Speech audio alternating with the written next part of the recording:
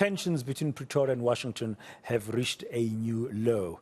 Over the weekend, South Africa's ambassador to the United States, Ebrahim Rasool, was expelled. He's now on his way back home after being declared persona non grata. Rasool was given 72 hours to leave the U.S. Secretary of State Marco Rubio said his remarks about President Donald Trump were unacceptable.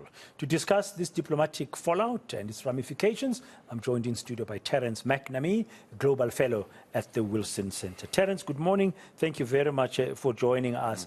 Yet again, we're discussing the ongoing fallout in the relations between the U.S. and South Africa. Some observers, I don't know if you've heard this, are arguing that our former ambassador to the U.S., Ebrahim Rasool's comments were an own goal and maybe indefensible. Would you agree? I would. He's a diplomat.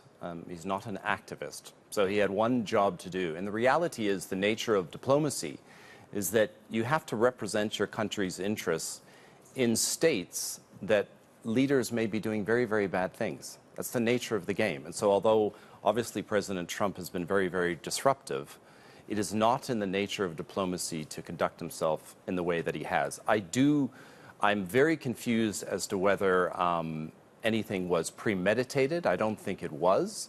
But I would also blame the conference organizers, because you should never let that stuff seep out into the public domain if you're organizing an event of that nature. Yeah, because it found its way to a platform in the United States which reported it, and only after it was reported in the US did we see Marco Rubio issuing the statement he did on X. Yeah, I think that was obviously very naive in terms of Ambassador Rasool.